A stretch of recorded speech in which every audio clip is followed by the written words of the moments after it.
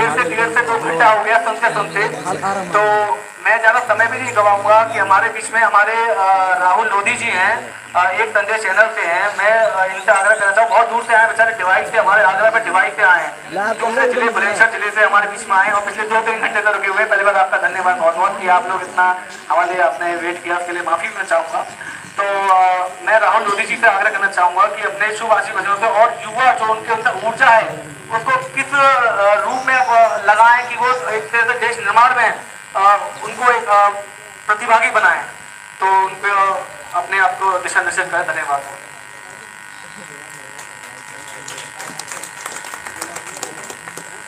सर्वप्रथम तो मैं यहाँ पर उपस्थित अनार सिंह जो कि पूर्व विधायक प्रत्याशी भी है और मंच पर उपस्थित सभी अतिथिगण और जिला युवा अधिकारी तन्वी मैडम जी का हार्दिक स्वागत करता हूँ और बहुत बहुत धन्यवाद करता हूँ यहाँ पर जो भूपेंद्र राजपूत जी हैं जिन्होंने हमें इस मौके पर यहाँ आमंत्रित किया और सभी लोगों से भेंट कराई।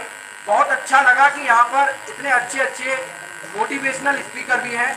हमारे प्रधान जी हैं, इन्होंने बहुत अच्छी बातें कही हैं और मैं भी अपने तरफ से कुछ बातें आपको बताऊंगा कि किस प्रकार से हमें एग्जाम्स की तैयारी करनी चाहिए, किस प्रकार से करियर मार्गदर्शन करना चाहिए।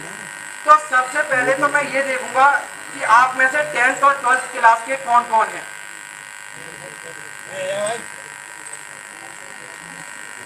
आप सभी 10th और 12th क्लास के हैं, तो आपने कुछ अपना एम बनाया है, आपने कोई अपना उद्देश्य बनाया है कि मुझे ये बनना है। क्या बनाया आपने, बताओ।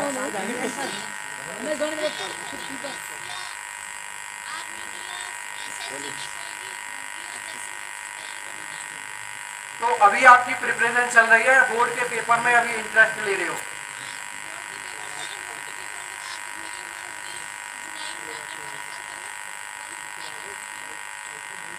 तो अभी प्रिपरेशन शुरू कर दी है, अभी मतलब बोर्ड में ही है, कर दी है। देखिए जिस प्रकार से इन्होंने प्रिपरेशन शुरू कर दी है, हमारा क्या होता है कि हम लोग 9th में पता नहीं क्या क्या सोचते हैं, गलत चीजें माइंड में आ जाती हैं 9th से लेके 12th तक। आपने देखा होगा कि कभी नीट टॉपर्स होते हैं, IIT टॉपर्स होते हैं, JEE मेन टॉपर्स होते हैं। IAS अधिकारी भी जब बन जाता है तो वो भी लगभग फर्स्ट अटेम्प्ट में ही अपने IAS बन जाता है। तो क्या कारण है कि वो फर्स्ट अटेम्प्ट में ही अपना जो IAS का एग्जामिनेशन है, इंडिया का सबसे टफेस्ट एग्जामिनेशन है, वो कैसे उसको पार पा लेता है एक ही अटेम्प्ट में। तो आपने देखा होगा नीट की भी प्रिपरेशन लोग करते हैं, तो वो भी बहुत जल्दी से प्रिपरेशन करके और पहले बार में ही अपना नंबर ले आते हैं। मैं कॉल कर दूंगा और जो ग्रामीण क्षेत्र के लोग होते हैं कॉल कर दूंगा, तैयारी करते रहते हैं, लेकिन उन्हें ये पता नहीं चल पाता कि हमें करना क्या है। यदि हम 9th से ही अपना ये एम बना लें कि हमें डॉक्टर बनना है या हमें इंजीनियर बनना है या फिर हमें IAS अधिकारी या IPS अधिकारी बनना है। अभी कुछ समय पहले मैं बात कर रहा था कि एक लड़का कह रहा था कि मुझसे कि पढ़ने से क्या फायदा है, पढ़ने से क्या क्या बेनिफिट है। तो मैंने उसे बताया कि कभी बैंक गए हो, कि हाँ गया हूं। जब बैंक में जाते हो तो बहुत से बुजुर्ग आपको मिल जाते कि भैया मेरे कागज भर दे, मिलते हैं नहीं मिलते। तो वो क्यों कहते हैं आपसे, क्योंकि आप पढ़े लिखे हो, आपने शिक्षा ग्रहण की है, ये बेनिफिट मिल जाता है आपको पढ़ाई का। यदि आप नहीं पढ़ोगे तो क्या होगा कि आप भी उसी बुजुर्ग की तरह लाइन में लग के किसी दूसरे से कहोगे कि भैया मेरा फॉर्म भर दे। और रही बात बाबा साहेब की, हम बहुत से लोग सोचते हैं कि बाबा साहेब ने बहुत गलत कर दिया, आरक्षण के विरोध में बोल जाते हैं, वो अलग मैटर है। हम जब नारियों की बात करते हैं, जितनी भी यहाँ पर नारी शक्ति बैठी है, आज मैडम भी जिला युवा अधिकारी बनी है, तो वो भी अपनी शिक्षा के दम पर बनी है। यदि आज मैं यहाँ पर बोल रहा हूँ तो मैंने भी कहीं ना कहीं किसी न किसी संस्थान से, शिक्षा संस्थान से ज्ञान प्राप्त किया है, जब भी मैं आपके समक्ष बोल पा रहा हूँ। तो जब बाबा साहेब की बात आ जाती है तो उन्होंने एक बात ये भी बोली है कि शिक्षा वो शेरनी का दूध है, जो पिएगा वो दहाड़ेगा। इसमें कहीं ना कहीं हकीकत ये आ जाती है कि आप मुझे देख रहे हैं, अभी कुछ देर बाद मैडम का संवाद भी होगा, तो उसमें मैडम भी अपनी भाषा, अपने भाषण देंगी, जो भी आपको प्रोत्साहित करें वो करेंगी। तो वो भी एक ही आधार पर होगा, उस आधार का नाम होगा केवल और केवल शिक्षा। जिसके आधार पर मैडम यहाँ पर है, मैं भी यहाँ पर हूँ, और आप सब भी। अगर यदि अशोक प्रधान जी ये बोल रहे हैं कि आप लोग पढ़िए, तो इन्होंने भी कहीं ना कहीं शिक्षा ग्रहण की है।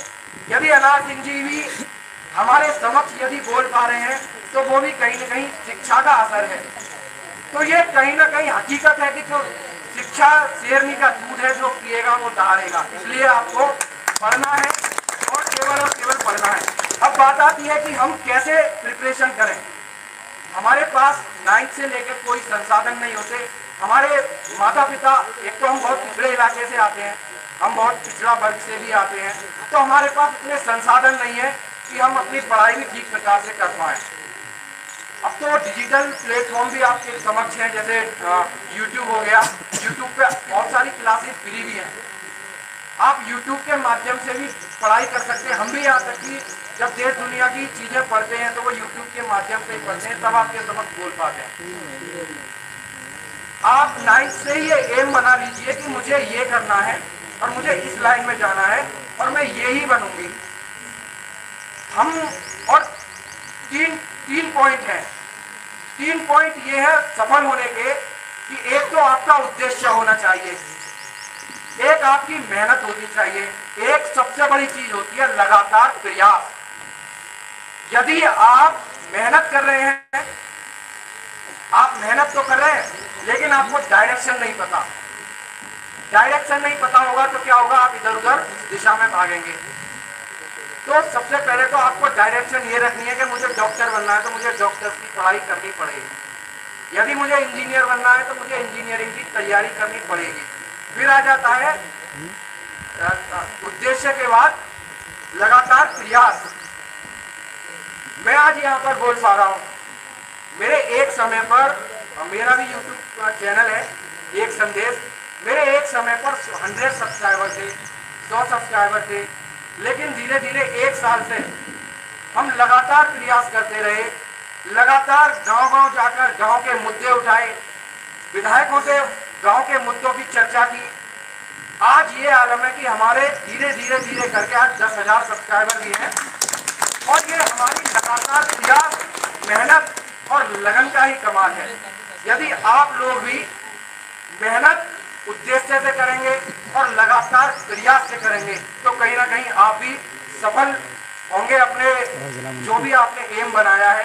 और अभी समय बहुत कम है आप सभी के समझ, तो मैं आप सभी का एक बार फिर से स्वागत करता हूँ। और ऐसे शांत रहने से कोई फायदा नहीं है, युवा एनर्जी है। आप सभी को एक बार मेरे साथ भारत माता की जय बोलनी है। भारत माता की जय, भारत माता की जय। धन्यवाद, बहुत बहुत धन्यवाद। बहुत अच्छा उन्होंने व्यक्तित्व किया अपना। और मैं बता देना चाहता हूँ राहुल लोधी जी के बारे में कि जो हमारे माननीय एटा सांसद हैं और हमारे वर्तमान में माननीय मंत्री हैं शिक्षा विभाग श्री संदीप कुमार जी, लगातार उनका साक्षात्कार करते हैं। और मैं ये नहीं कह रहा, एक होती है चाटुकारिता, एक होती है पत्रकारिता। राहुल लोधी पत्रकारिता करते हैं और ऐसे पत्रकार बहुत कम होते हैं जो आपके जनप्रतिनिधियों से सीधा सवाल कर सकते हैं और जवाब मांग सकते हैं। एक बार मैं राहुल लोधी के लिए ताली बजा